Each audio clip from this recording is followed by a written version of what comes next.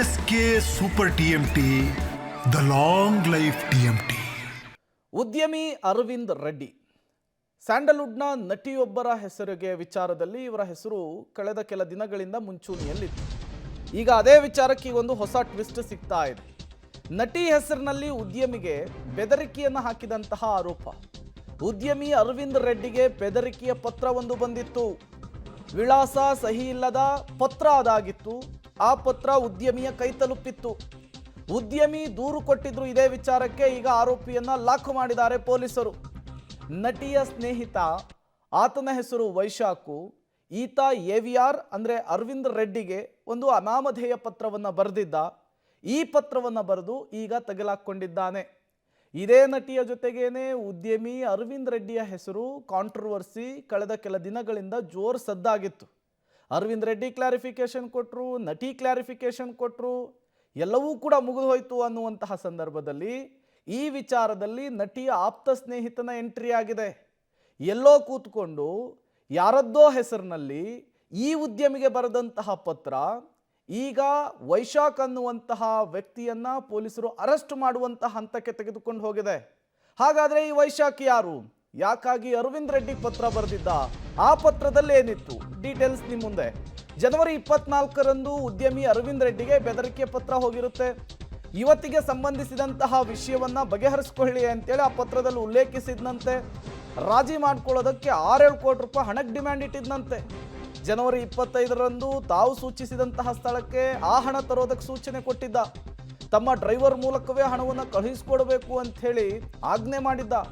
Courier ಮೂಲಕ ಬೆದರಿಕೆ ಪತ್ರವನ್ನು ರವಾನಿಸಿ ವೈಶಾಖ್ ಪೊಲೀಸರ ಅತಿಥಿಯಾಗಿದ್ದಾನೆ. ಈ ವೈಶಾಖು ನಟಿಯ ಆಪ್ತ ಸ್ನೇಹಿತ ಅನ್ನೋದು ಗೊತ್ತಾಗ್ತಾ ಇದೆ. HAL ಪೊಲೀಸರು ಈಗ ಈತನನ್ನು ಅರೆಸ್ಟ್ ಮಾಡಿದ್ದಾರೆ ಅನ್ನೋದು ಗೊತ್ತಾಗ್ತಾ ಇದೆ. ಇದೇ ವಿಚಾರಕ್ಕೆ ಸಂಬಂಧಪಟ್ಟಂತೆ ಪೊಲೀಸರ ತನಿಖೆ ಮುಂದುವರೆದಿರುವಂಥದ್ದು. ಎಲ್ಲವೂ ಮುಗಿದು ಹೋಗಿತ್ತು. ಈಗ ಈ ವ್ಯಕ್ತಿ ಯಾಕಾಗಿ ಪತ್ರ ಬರೆದ? ಈ ವ್ಯಕ್ತಿಗೆ ಪತ್ರವನ್ನು ಬರೆಯೋದಕ್ಕೆ ಮೋಟಿವ್ ಏನಾಗಿತ್ತು? ನಟಿ ಏನಾದರೂ ಹೇಳಿದ್ರಾ? ಅಥವಾ ಈತ ಏನಾದರೂ ಬ್ಲ್ಯಾಕ್ ಮೇಲ್ ಮಾಡೋದಕ್ಕೆ ಮುಂದಾಗಿದ್ನ? ಆ ಸಂದರ್ಭವನ್ನು ತಮ್ಮ ಲಾಭವನ್ನಾಗಿ ಪರಿವರ್ತನೆ ಮಾಡ್ಕೊಳ್ಳೋದಕ್ಕೆ ಮುಂದಾಗಿದ್ನ? ಎಲ್ಲವೂ ಕೂಡ ಪೊಲೀಸರ ತನಿಖೆಯ ಮೂಲಕ ಗೊತ್ತಾಗಬೇಕಿದೆ.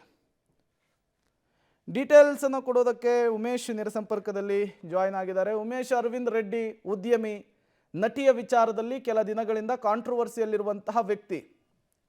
ಆ ವ್ಯಕ್ತಿ ಮತ್ತು ನಟಿಯ ನಡುವಿನ ಕಾಂಟ್ರವರ್ಸಿ ತಣ್ಣಗಾಯಿತು ಅನ್ನುವಂತಹ ಸಂದರ್ಭದಲ್ಲಿಯೇ ಈಗ ನಟಿಯ ಸ್ನೇಹಿತನ ಎಂಟ್ರಿ.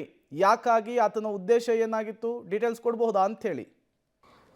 ಪ್ರೇಮ್, ಉದ್ಯಮಿ AVR ರೆಡ್ಡಿಗೆ ಕಳೆದ 25ನೇ ತಾರೀಕು ಒಂದು ಬೆದರಿಕೆ ಪತ್ರ ಬಂದಿರುತ್ತೆ. ಆ ಪತ್ರವನ್ನು ಓಪನ್ ಮಾಡಿದ್ದಂಥ ಆ ಉದ್ಯಮಿಗೆ ಗೊತ್ತಾಗುವಂಥದ್ದು ಅಂದರೆ ಈಗ ಸದ್ಯಕ್ಕೆ ಪ್ರೆಸೆಂಟು ನಿಮ್ಮದೊಂದು ಕೇಸ್ ನಡೀತಾ ಇದೆ. ಕೇಸಲ್ಲಿರುವಂಥ ಮಹಿಳೆಯ ಜೊತೆ ಯಾವುದೇ ಕಿರಿಕ್ ಮಾಡ್ಕೋಬಾರ್ದು, ಅದನ್ನು ಕೇಸ್ ಸೆಟಲ್ ಮಾಡ್ಕೋಬೇಕು. ಅದ್ರ ಜೊತೆಗೆ 6 ಕೋಟಿ ಹಣವನ್ನು ಕೊಡಲೇಬೇಕು. ಕೊಡದೇ ಇದ್ದರೆ ನಿಮಗೆ ಬೇರೆ ರೀತಿಯಾಗಿ ಅದನ್ನ ರಿಯಾಕ್ಟ್ ಮಾಡ್ತೀನಿ ಅಂತೇಳಿ ಬೆದರಿಕೆ ಪತ್ರ ಬಂದಿರುತ್ತೆ. ಆ ಪತ್ರವನ್ನು ಇಟ್ಕೊಂಡಂಥ AVR ರೆಡ್ಡಿ ಏನಿದ್ರು ಅವ್ರು HAL ಪೊಲೀಸರಿಗೆ ದೂರು ಕೂಡ ಕೊಟ್ಟಿದ್ರು. ದೂರು ದಾಖಲು ಮಾಡ್ಕೊಂಡಂಥ ಪೊಲೀಸರು ಅದು ಎಲ್ಲಿಂದ ಬಂದಿದೆ ಅಂತ ಇನ್ವೆಸ್ಟಿಗೇಷನ್ ಮಾಡಿದಂಥ ವೇಳೆಯಲ್ಲಿ ಬ್ಲೂ ಡಾಟಾ ಕಂಪನಿಗೆ ಒಬ್ಬ ಯುವಕ ತಂದು ಅದನ್ನು ಕೊರಿಯರ್ ಮಾಡಿ ಹೋಗಿರುವಂಥದ್ದು ಗೊತ್ತಾಗಿದೆ. ಆ ಯುವಕ ಯಾರು ಅನ್ನೋದು ಪತ್ತೆ ಮಾಡಿದಂಥ ವೇಳೆಯಲ್ಲಿ ಆರೋಪಿ ವೈಶಾಖ್ ಜೊತೆ ಕೆಲಸ ಮಾಡ್ತಿದ್ದಂಥ ಯುವಕ ಆತ ಅನ್ನೋದು ಗೊತ್ತಾಗುವಂಥದ್ದು. ಆ ನಿಟ್ಟಿನಲ್ಲಿ ತನಿಖೆ ನಡೆಸಿದ ನಂತರದಲ್ಲಿ ಆತ ಎಲ್ಲಿದ್ದಾನೆ ಅಂತ ಹುಡುಕಿದಂಥ ಪೊಲೀಸರಿಗೆ ಈಗೇನು ಆ AVR ರೆಡ್ಡಿಗೆ ಏನು ಕೇಸ್ ನಡೀತಾ ಇದೆ ಅವರ ಆ ನಟಿಯವ್ರ ಮನೆಯಲ್ಲೇ ಈತ ಕೂಡ ಇದ್ದ ಅನ್ನೋದು ಪೊಲೀಸರ ತನಿಖೆಯಲ್ಲಿ ಗೊತ್ತಾಗಿದೆ. ಹಾಗಾಗಿ ಈ ವೈಶಾಖ್ ಏನಿದ್ದ ಆತನನ್ನು HAL ಪೊಲೀಸರು ಬಂಧನ ಮಾಡಿ ಕರ್ಕೊಂಬಂದಿರುವಂಥದ್ದು. ಯಾವ ಕಾರಣಕ್ಕಾಗಿ